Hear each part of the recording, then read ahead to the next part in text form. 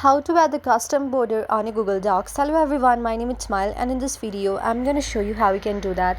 So watch this till the very end to know how you can do that.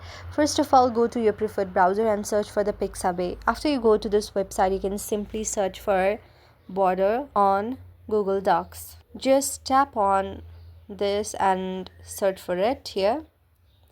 So after you search for it, the results will be visible down here.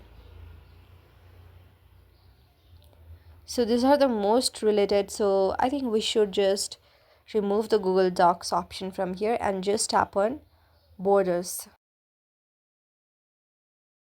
Search for it, and then after you find the very option of customed borders right here, you can simply tap on any kind of border that you want to save.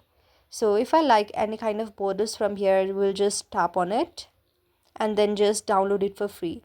After you download this image for free, what you need to do is go on the Google Docs, and after you go on the Google Docs, choose your preferred file and go to the plus icon. And after you go to the plus icon, make sure you turn on the watermark on your Google Docs. After you turn on the watermark on your Google Docs, go to the image section.